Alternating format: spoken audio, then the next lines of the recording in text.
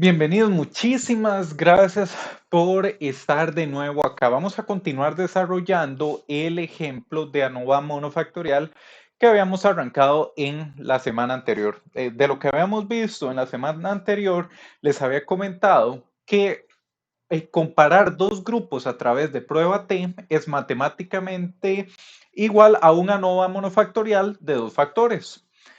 Sucede de que a veces necesitamos comparar más de dos grupos, tres, cuatro, cinco, seis grupos, y empezar a hacer pruebas de entre todos ellos para poder llegar a determinar cuáles son iguales, cuáles son diferentes, nos puede inducir error porque acumulamos lo que se llama error.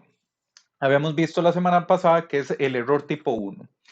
Entonces, ¿qué es lo que se hace? Hacemos un análisis de varianza para poder determinar si la media entre tres o más grupos son iguales o son distintas. Entonces, la semana pasada habíamos arrancado un ejemplo en R, lo habíamos avanzado un poquito, habíamos llegado a una parte que me interesaba que viéramos de los intervalos de confianza y lo habíamos dejado hasta ahí. Aunado a eso, y entregamos la tarea esta semana y esta tarea pues espero que haya sido bastante distinto a tome los datos, métalos en la herramienta y derive conclusiones. Era guiada con muchos pasos que se le pide desarrollar eh, conclusiones intermedias, tal como aquí hacemos en el curso, que a veces con la información que tenemos yo pregunto qué sentimos, qué intuimos. No porque esto es buena práctica en sí. Terrible sería decir de que en estadística es bueno dejarse llevar por la intuición, sino para que vayamos desarrollando un buen criterio experto, que fue lo que vimos, lo que se mencionaba en la tarea. ¿Por qué? En el mundo ideal ejecutamos el experimento. Todo salió perfecto, no se perdieron datos, no hubieron outliers porque se ejecutaron experimentos mal. Tomamos todos los datos de manera perfecta y los fuimos a analizar perfectamente en un ANOVA o en un student t-test. Y ya después de hacer todo eso, ya podemos llegar a la conclusión y decir con el grado de confiabilidad de 95-99% que estamos seguros que son diferentes o son iguales. Sin embargo, ¿qué sospechas que sucede en el mundo real, Nicole? Y que se presentan problemas. Problemas, ajá.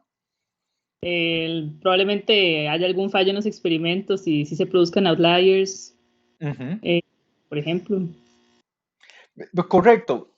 En el mundo real ocurren esas cosas. Entonces, bueno, identificar outliers fue una de las primeras partes que vimos en la tarea, que es, si nos dejamos llevar por la intuición gráfica sin separar los outliers, todos los grupos se ven iguales. Más o menos debieron haber llegado a observar algo así. Conteniendo los outliers, todo se ve igual, todo pareciera que es igual.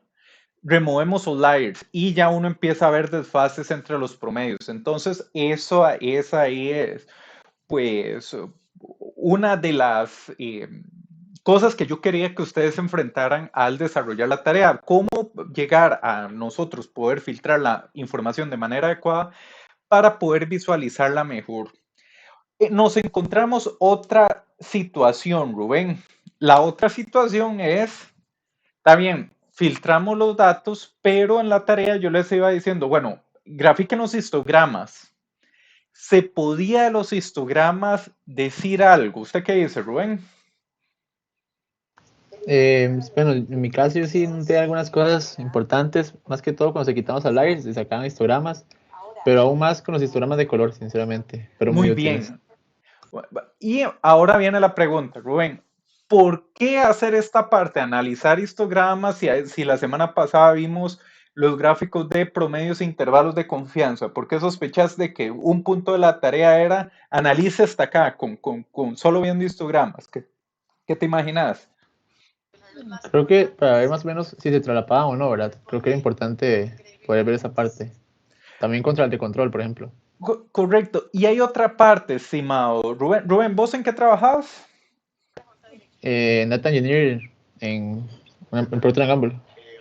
Muy bien, entonces digamos de que te referencian a vos como el experto en estadística o diseño de experimentos. Estás vos ahí sentado, tranquilo y feliz del mundo y estás en una reunión importantísima y lo que te presentan son histogramas y le dicen, Rubén, ¿eso es igual o es diferente? Y usted se queda viendo, te dice, no, mira, pásame los datitos para pasarlos ahí por la nube y sacar el... No, no, a veces esa es la información que hay, Rubén. Y la gracia es que nosotros, de lo que vimos la semana pasada, que era el histograma, nos podemos, si tiene una distribución normal, podemos visualizar más o menos, y aquí es muy importante, más o menos, por lo menos tener un criterio experto, por dónde andan las dos desviaciones o tres desviaciones estándar, que son los intervalos de confianza. Entonces, la parte de visualizar histogramas es que a veces esa es la información que hay, eso es lo que presentan y sobre eso hay que emitir un criterio. ¿Qué te parece, Rubén? Sí, de hecho, también el tema de que se nota que son normales, que eso, bueno, es difícil verlo con solo ver promedios y cuartiles, digamos. Creo que se puede ver, Correcto. de hecho, no se puede del todo. Correcto, correcto. Entonces, esa fue otra de la situación que tuvimos ahí en la tarea. Sin embargo, Aurelio, uno de los últimos puntos era, ya se hizo todo y resulta que hubo algo que se pasó por alto, que ojalá ese no sea el caso de ustedes. Sin embargo, esto está pues ambientado en el mundo real. Entonces, ¿te acuerdas cuáles eran las tres opciones que teníamos, Aurelio? Si se había hecho todo el experimento y se había pasado algo por alto. El de poner los lotes a qué dispositivo eran, Ujú, era eso. sí, Los Bitecos, los Sysmeca era. correcto. Que había que identificar a cuál correspondía. Y yo daba tres opciones. ¿Tenés ahí para que leas las tres opciones? Sí, bueno, en mi caso, los Ajá. que yo, según la agrupación, los resultados míos, No, para pero mí, antes de eso, lo que dice el enunciado dice, usted se encontró esta situación y tiene tres opciones. Está en el enunciado lo que dice. bueno, ok, son, ok. Ajá. Tienes tres opciones, vamos a buscarlo. Ok, brindar una respuesta aleatoria, responder, se me olvidó el detalle y educated guess. Ajá, Son esas. ajá. Entonces analicemos una por una. Muchas gracias, Aurelio. Entonces empecemos con José Daniel Amador. La primera es batear, José Daniel. ¿Cómo es esa opción de emitir un criterio en los datos porque se pasó algo por alto y llegar a resultar un batazo? Es una opción. Sí, pero al final no es una opción válida porque estaría permitiendo que si después se hacen las pruebas ya como son y usted dijo algo que no es, usted está dando un falso conocimiento y eso es una falacia. Entonces Oh, estaría usted cometiendo, digamos, un error técnico que podría costarle hasta la carrera, por ok. decirlo, digamos, de alguna manera. Luego, el número dos. El número dos es, El de decirle al jefe que se le olvidó simplemente que ajá, y volver a correr los experimentos. ¿Por qué? Ok. es... Ajá, ¿qué dificultades verías en esa? Eso puede ser malo si nosotros vemos el costo que tiene reproducir un experimento. Si Ajá, las máquinas gastan muchos recursos o solo se pueden utilizar en ciertos momentos, volver a correr los experimentos podría resultar en más tiempo ajá. y más recursos para la empresa. Y eso también podría causar, digamos, que haya un costo innecesario simplemente por un descuido de la persona. Muy bien, muy bien. Entonces, en el mundo ideal es no tener ese descuido. ¿Estamos de acuerdo con eso? Sí, En el mundo real nunca baten. Eso es una irresponsabilidad. Lo que pasa es que a veces vamos a tener el siguiente escenario. Tenemos esta información, está incompleta y no podemos volver a correr los experimentos. ¿Por qué? Como lo mencionaba José Daniel. Imagínate, José Daniel, ¿en qué trabajabas vos? estoy de asistente en el Senat, en un proyecto de señales sísmicas. Muy bien, muy bien. ¿Cómo te sentirías vos, José Daniel, si llega y te dicen, bueno, mira, es que volver a correr esos experimentillos de ahí son 5 milloncillos de dólares? ¿Cómo andas vos para desembolsar eso? ¿Verdad que, jefe, A, pucha? a veces pasa que, por ejemplo, hay equipos dedicados en los que uno paga por tiempo de ejecución, por decirlo así, para correr en clústeres. Y imagínense tener que volver a pagar eso para poder ejecutar una prueba en un clúster. Correcto, correcto. Ahora, muchas gracias, José Daniel. Ahora me gustaría con Andrés. Andrés, ¿sí vas a decir algo? No, Esteban, no, que a veces incluso no es el costo económico, sino el tema del tiempo, que los resultados se necesitan para una fecha, o qué sé yo, a nosotros nos pasó una vez, estábamos con un equipo certificándolo y se nos quemó. Ujú, Entonces el cliente era, ok, tienen el otro equipo de reemplazo, porque si no, no llegamos a la meta que era, qué sé yo, a fin de mes. ujú, ¿No? Pero ujú, sí, entonces podemos seguir las pruebas. Pero a ujú. veces incluso no es un tema de plata, sino un tema de tiempo. Muy bien. Y ahora viene la parte. La tercera opción era el educated guess. ¿Vos hiciste esa parte, ¿está? ¿Sí? Muy bien. Describime en palabras qué es el proceso del educated guess, o cómo es que llegaste a una conclusión a través de, tenemos el escenario, tenemos esta información está incompleta, pero con base en nuestro conocimiento podríamos asociar la información que tenemos a un par de escenarios. ¿Cómo fue esta línea de pensamiento? ¿Cómo lo Eso, desarrollaste? eso fue por un descarte que hice porque sabía que habían 3 máquinas de una marca y 2 máquinas de otra.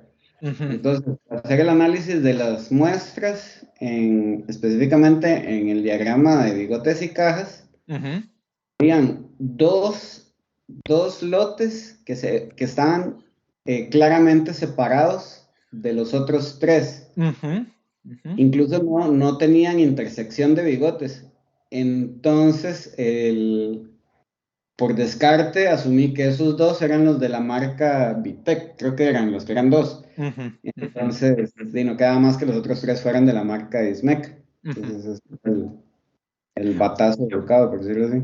Muy bien, muy bien. El educated guess, y hay más información que podemos sobreponer a eso. Es de las máquinas estamos validando si otra daba los mismos resultados, si obtenían pues el mismo comportamiento.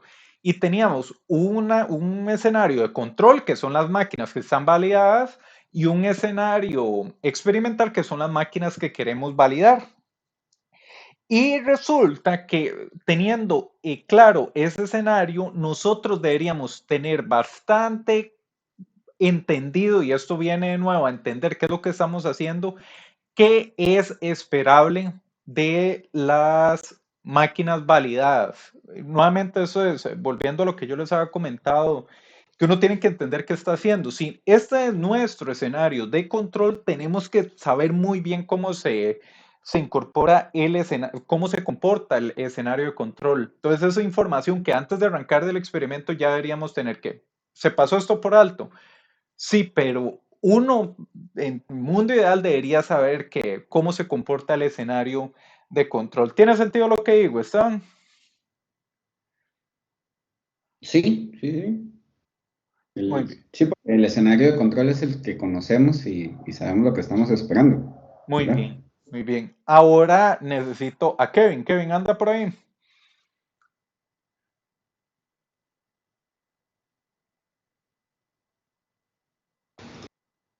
Profe, Kevin me dijo que hoy andaba como de viaje de avión, entonces quería escribir, Ah, ok, ok, creo. ok, ok, ok, ok. Ah, bueno, imagínese que yo esperaba que la intervención de Kevin fuera el que... eh, yo le iba a decir, Kevin, tráigase abajo el educated guess, porque igual tiene una falencia, que es eso no se sabe, eso es información que no se sabe y la estamos relacionando con respecto a lo que sabemos, pero la certeza absoluta no la tenemos. Tenemos que construir a partir de un montón de factores para llegar a decir con buena confianza que ese educated guess es válido o no es válido. Escenario ideal es no llegar a eso. Escenarios que pueden ocurrir realmente es, con base en la información que tenemos, hacer una inferencia. Entonces ahí viene la parte que yo les digo, bueno, nosotros deberíamos saber el grupo de control cómo se comporta. Otra cosa que se podría hacer es hacer un experimento reducido, que sea correr cierto grupo de máquinas viendo, o sea, cierto grupo de muestras reducidas para ver ambos comportamientos y ver si efectivamente la predicción que hicimos o la inferencia que hicimos tiene sentido. Pero nuevamente van a haber escenarios donde eso no es viable. Entonces, espero que les haya sido de provecho la tarea. La tarea de la gracia era esto, pues, nosotros poder ir construyendo información, eh, eh, construyendo conclusiones con información incompleta, que eso es algo que se da pues, en la vida real, pero llegar a conclusiones correctas. Entonces, esto es la primera parte de la clase. Profe, Un segundo. ok.